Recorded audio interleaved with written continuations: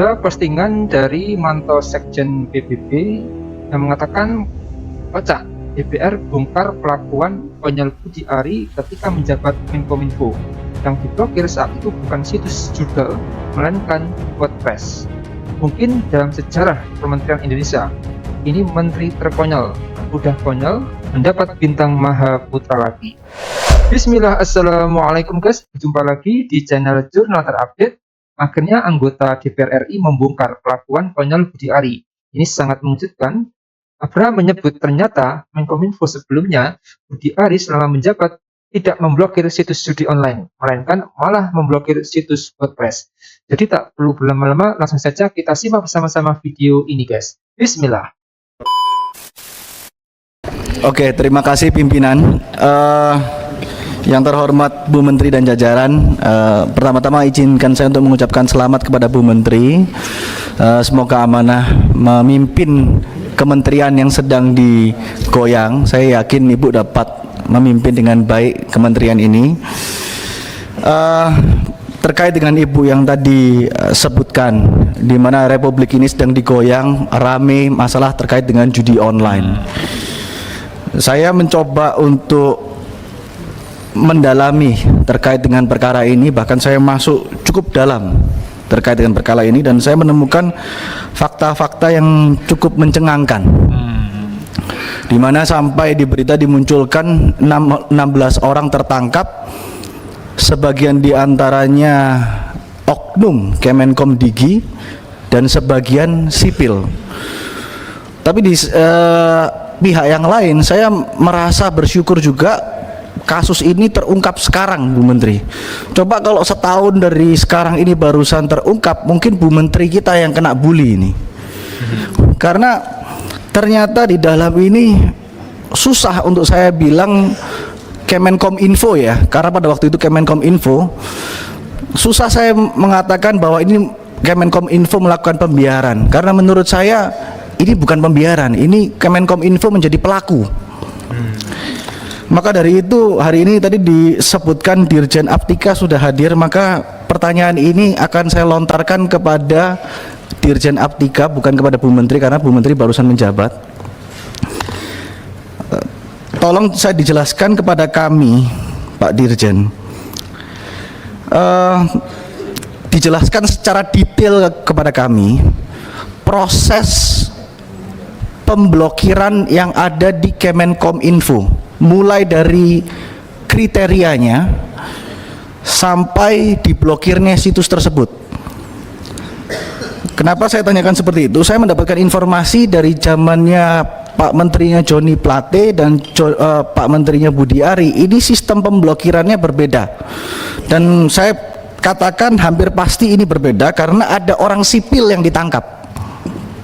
Jadi tolong dijelaskan mekanisme yang terjadi ya Pak, bukan normatifnya.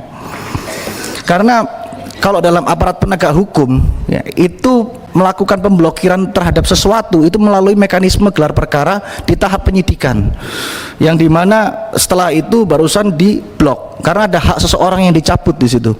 Nah, saya ingin tahu di Kominfo ini bagaimana, apakah ada sistem verifikasinya atau tidak.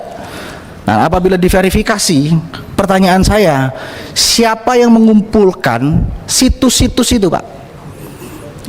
Lalu diverifikasi. Pertanyaan saya yang kedua, siapa yang memverifikasi itu? Dan yang ketiga, siapa yang memblokir? Maksud saya, bagian apa yang memblokir? Nah,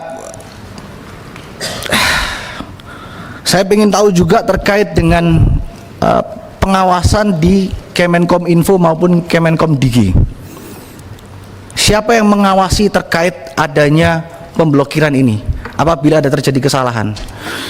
Saya tadi pagi saya conference call dengan pegiat media sosial namanya Roy Sakti dan Mr. Bird. Mungkin teman-teman Kominfo sudah tahu siapa Mr. Bird. Kenapa saya bilang sudah tahu? Karena Mr. Bird dipanggil Kominfo tanggal 12 Agustus 2024.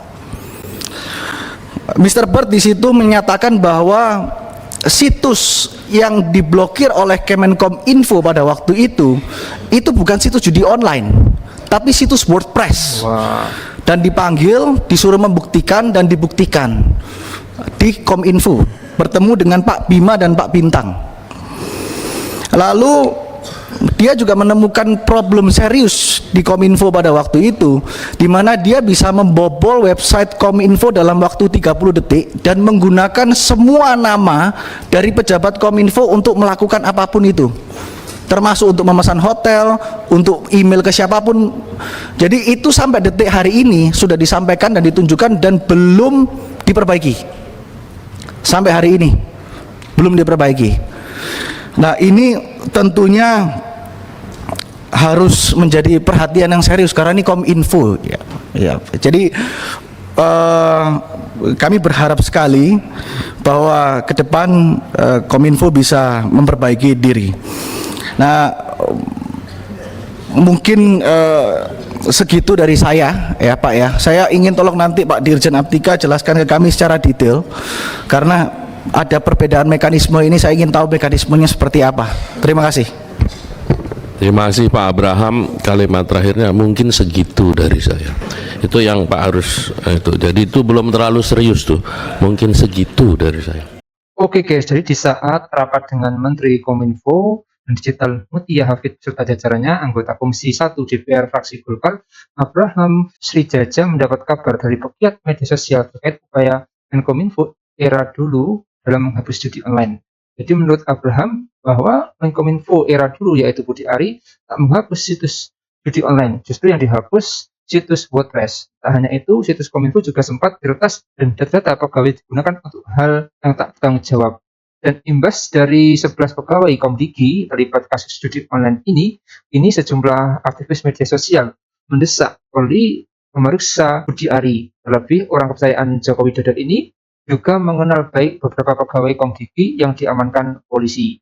Selain penangkapan pegawai Komdigi, publik juga menyoroti dan mempertanyakan deretan penghargaan yang diterima oleh Budi Ari, salah satunya yang berkaitan dengan pemberantasan judi online.